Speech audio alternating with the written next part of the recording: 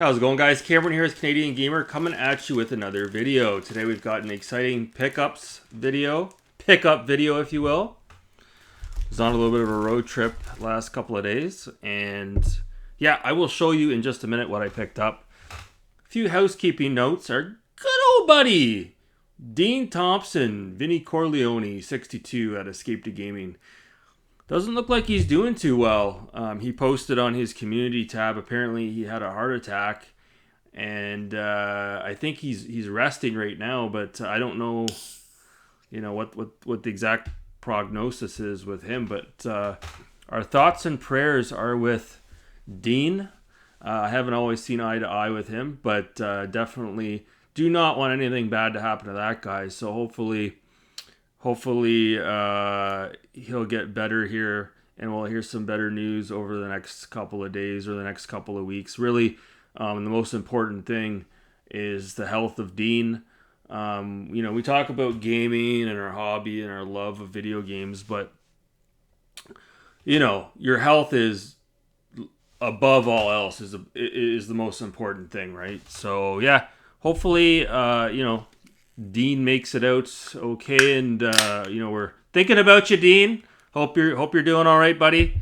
And I still watch your videos and your content, and looking forward to more content from you in the future. So today's beer of the day is Belle Goulet Pilsner, a Quebec beer. As my good old buddy Nicholas likes to drink. So yeah, I got some crazy pickups here. I don't want the video to be too long, but you know how sometimes I have diarrhea of the mouth. So we'll put that there. So the first thing I want to mention, so I was in Kingston. You guys may have saw my street walking video. If not, go ahead and check it out. I posted it earlier. Not for everybody, obviously. If you're not into that, don't worry about it. The next day, I hit up Belleville, which is the next city over from Kingston, and the Chumley's video game store, the retro video game store. There's one in Kingston. I didn't check it out. There used to be two, and they consolidated it into one. But I did check out the one in Belleville. But before I walked in there, I didn't know this was still around, but I walked into one of two remaining Jumbo Videos in Canada. So you guys can check it out here. I took a little bit of video. It was really cool. So you could actually go in there, and believe it or not, I know this sounds crazy, you could rent DVDs in there and video games. It was pretty crazy to see. There was a lot of pop culture references, some autographs in frame from a lot of famous actors, and a lot of movie memorabilia, would you say? Or, I guess you would say like masks and things and figurines that you could buy. So yeah, there is a Jumbo Video that still exists in Belleville, and I imagine it appeals to a lot of the university and the college kids that are growing up in modern days, and they want to piggyback on that sort of old school idea of walking into a store and renting a video or a movie and then bringing it back the next day. I wonder how many people actually bring them back. So there is another Jumbo Video Jumbo Video store open in London, Ontario, is what the girl told me. And yeah, there was even a popcorn machine in there. So anyone who ever went to a Jumbo Video back in the day, you know how it was. You could walk in there and you could actually get a bag of popcorn, and you could walk around the store as you ate your popcorn. I think they had that at Blockbuster too at one point. But anyways, for those of you from the States, as an example, or elsewhere across the world, if you don't know what I'm talking about, Jumbo Video was like the ghetto version of Blockbuster Video in Canada.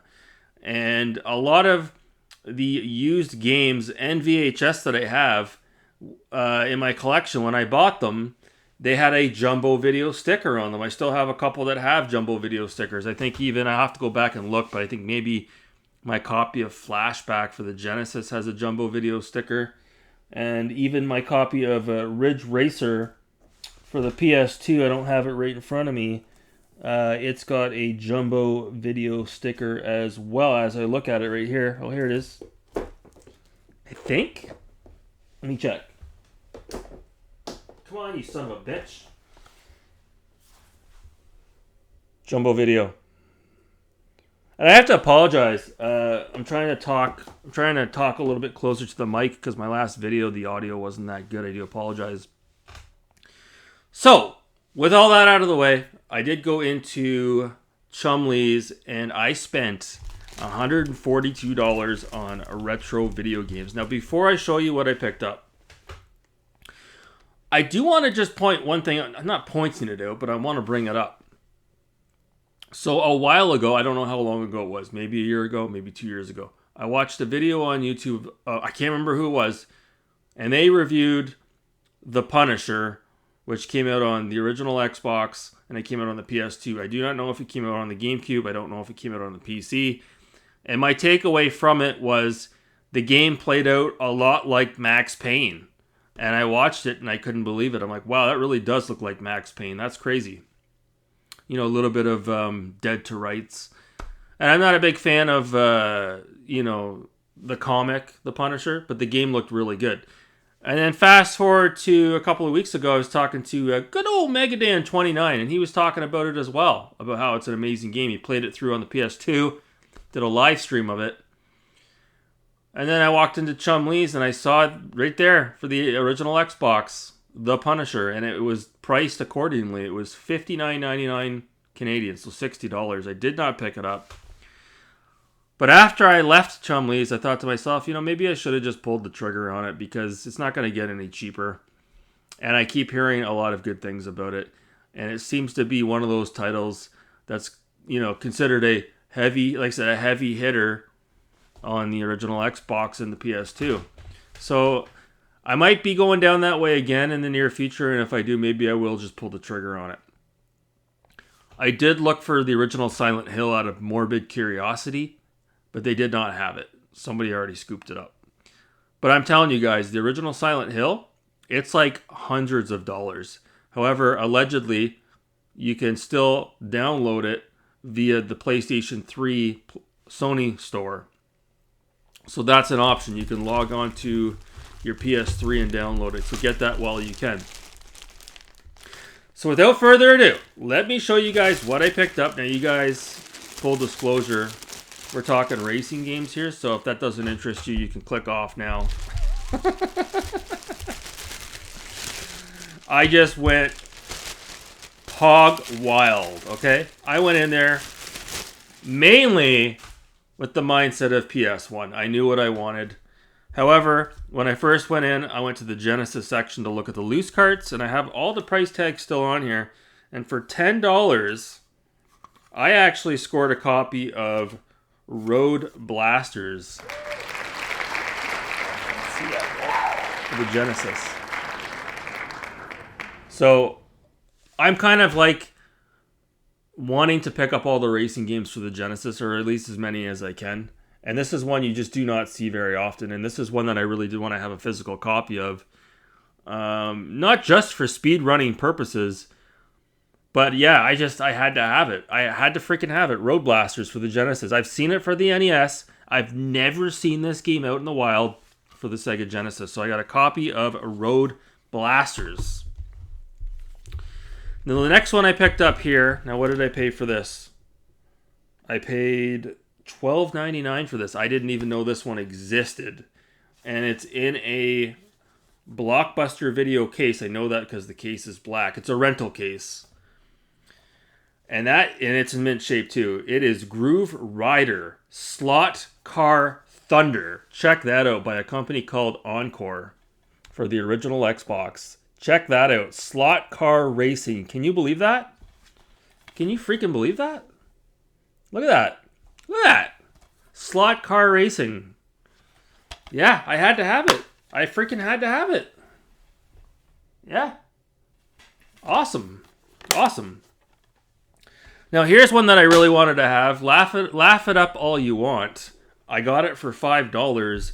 And the reason why I picked it up is because even if you're not a fan of NASCAR, which I'm not particularly, this game looks really good as far as a kart racer is concerned. And this was on my list. And that is for the Nintendo Wii, and that is NASCAR Kart Racing. for $5. Look, guys, laugh it up all you want. Go watch gameplay footage of this. It actually looks really good. So I finally picked up a copy of NASCAR Kart Racing. Complete in box. And what is the next game we picked up here? I already have this game on the PS2, and I told myself if I ever found this out in the wild, I would pick it up. I actually saw this originally on Metal Jesus Rocks channel a long time ago. And here it is for the original Xbox. Again, it looks like it's in a Blockbuster case, a black rental case. And that is Burnout 2 Point of Contact Developer's Cut. There it is. Developer's Cut. Right there. Yep. Yep. Yep. Right there. CIB! And it's got a little bit of a silver marking on there because it was probably, again, a rental. But yeah, I always wanted to have the director's cut. And it's the collector's mentality, you know? This is the best version of the game. And it's cool how it says, sorry, it's not director's cut. My apologies. Developer's cut is what it says. Same thing. But just having that on the box was enough for me to want it. So that's really awesome. I'm happy to have that.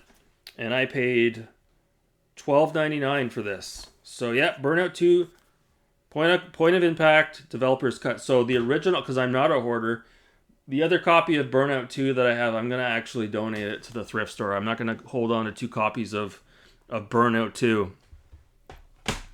Now this one here is really interesting. If you want to know more about it, there is a video on YouTube that goes in on this. I knew about this game. I didn't think I would ever find it out in the wild. There's a crazy story behind this. If you guys want to know more about it, let me know. Apparently there was only like 100,000 of these printed, maybe less. Okay. And that is Volvo Drive for Life. Okay. Here it is. Here it is. Now, long story short, or short story long, I used to own a Volvo S60, the first generation. It was the best car I ever owned. My favorite car I ever had. I loved it. I loved it. I loved it. I never had an S40, but I had the hatchback variant of the S40. So I've had a couple of Volvos. So the story behind this game is Volvo, and this was like around 2004 when the S60 came out and the S40. Volvo was trying to reach a newer demographic. You got to remember, Volvo's known for their their estate wagons, their station wagons, and they come out with the S60, the S80, and the S40, which were not station wagons. They were trying to appeal to a younger demographic. Now the story is that Volvo, I guess, teamed up with Microsoft, and you could go right into a dealership, and there would be an original Xbox hooked up in the dealership, and this game would be running on it. So you could play this to experience what it's like to drive a Volvo, okay? This was not sold at retail. There is no barcode on this game. There's no barcode, okay? So, I'm not quite sure the full story of it. Like I said, there is a video I watched online where the other guy went into more detail. This isn't even technically a video game. It is, but we're talking like there's like 4 courses. One where you drive to a hotel, one where you drive up a mountain, one where you're going through the desert, and one where you're going through the city. And each track, you have to use a specific vehicle. One's got the S60, one's got the XC90 SUV, and another one's got the S40. So it's a really unique piece of software, and I bought it because it's a hell of a conversation piece, complete in box. I am going to play it, but I wanted to give you guys a bit of a backstory on this. I don't know how many were produced. I think this was exclusive to the North American market. I'd be shocked if there was 100,000 of these. And again, there's absolutely no barcode on it, okay? So as far as I'm concerned, this is pretty fucking rare, pardon my French. So yeah, this is what you would call, not edutainment, but it's almost like what's the word for it? Enter marketing? It's not entertainment, it's not edutainment, I don't know. Watch the other guy's video on it. Look it up on YouTube, okay? But yeah, it's pretty interesting stuff. So I can't believe I actually have this in my collection. And it's crazy. It's wild. Not too many people know about that. So John Linneman, if you're watching this, you're going to get a hard on when you see this. But I paid $24.99 for this, and I don't give a rat's ass. I wanted it for the collection. Finally, here it is. Here it is. Ridge Racer 7. I finally picked up goddamn motherfucking Ridge Racer 7. Oh my god. I have the sister companion piece, Ridge Racer 6 for the 360. But this is the one game that Linneman goes on about that is actually better than its 360 counterpart. Because they're very much the same game. No, it's not complete in box, but I don't care. I really wanted to have this. I want to see what all the hype is about. I want to see what Linneman's talking about. I want to see the differences. I love Ridge Racer 6 on the 360. I freaking love it. Now this runs at 1080p at 60 FPS, which is a rarity on a PS3 game. So yeah, Ridge Racer 7. I can't fucking believe it that I have this in the collection. Finally. And like I keep talking about, and like Megadan talks about, when you're collecting, at some point you just have to, unfortunately, disregard the expensive prices for these games. They're not going to get any cheaper.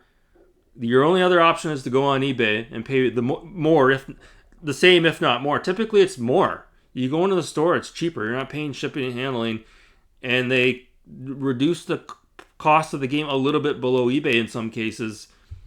I've seen it quite often, and these next three games is proof of that. So, you guys know I love the old school Need for Speed games. Okay, I already have Porsche Unleashed for the PS2. Excuse me, for the PS1, but I don't have all the other ones. The Need for Speed 2, I used to have that on the PC, and that's the one that I actually don't like. However, I picked up here, how much was it? It was $20. Whoop-de-doo, $20. I finally picked up a copy of Need for Speed, The Need for Speed Road and Track Presents for the PS1. So there you have it. These are holy grail games for me. They're in the sexy jewel cases. Okay? And this game means a lot to me. This is childhood memories, and I cannot wait to put this on and try it. All the versions of this version of Need for Speed, the original Need for Speed, all the versions are slightly different. It's crazy. The original game that came out on the 3DO is more of like a driving simulator, a driving game, whereas this is more of a racing game as far as the handling is concerned. It's a little bit different. Now, I did pick up a copy of Need for Speed 3 Hot Pursuit. There you go. Now, I paid $15 for this. That's a good deal. Now, what's interesting to note is this is the greatest hits, and it's funny. It looks like Sony, or I guess in this case EA, when they... this is my first, I think... Oh, maybe not my first. But for as far as greatest hits are concerned... The way the disc looks is kind of funny. You know it's a budget release when the disc looks like this. I don't think the original disc would have looked like that. Okay? I don't know. Because if you look here, I want to show you guys. So here's Need for Speed 3. Way better cover, by the way, on the PC. This is my original PC version. Way better cover. Look at the goddamn disc. Look at that disc. Look at that. So I finally picked up Need for Speed 3 Hot Pursuit for the PS3. Alphanerd, if you're watching this, I know you're going to appreciate that. So I've always wanted to have this for the PS1. I have it on my computer, but it's just not the same. So I can't wait to check that out.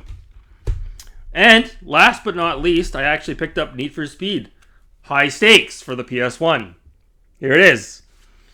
Now, I paid $15 for this as well. And what's interesting about this is the disc looks more in line with the PC version, but it's still different. So you guys can see here, it's kind of got the pavement on the disc. I don't know if you see that. Okay. But I'll show you guys here my copy, my original copy of Need for Speed High Stakes for the PC. Here it is, my original copy. And you can see the disc on this is more in line with Need for Speed 3 Hot Pursuit on the PC. So it's kind of interesting to see the differences, right? But as far as the cover art is concerned, it's kind of cool that I have both of these. They are very similar indeed. The back's different, but... So yeah, I finally have that. Very happy to have that in the collection. And yeah, like I said, I have Porsche Unleashed here. So I've got all the old school Need for Speed games except for number 2. You know, if I find number 2 out in the wild someday, maybe I will pick it up. But for now, I am very happy to have these 3. Oh my god, these, to me, not to you, but to me, these are a big deal. Okay, these are the Need for Speed games that I grew up with. Okay, when I see the more modern Need for Speed games like Unbound, and you guys may disagree with my opinion on that, and I know I haven't played it, but like I'm telling you guys, I'm telling you, if you've never played these, as I rip a fart, if you've never played these, you don't know what you're missing. It's unbelievable. And these were developed by EA Canada. So, anyways, that's going to do it for me. Long video here. Whoa, 22 minutes. Didn't even have a sip of my goddamn beer, for fuck's sakes. Anyways, that's going to do it for me. Let me know what your thoughts are on Jumbo Video in the comments below and these pickups. And I hope you guys are doing well. I've got tomorrow off, so I'm going to jump back into, you guessed it, Starfield. Anyways, guys, that's going to do it for me. Thanks so much for watching. You people are wonderful and beautiful. You take care. Finish my goddamn beer.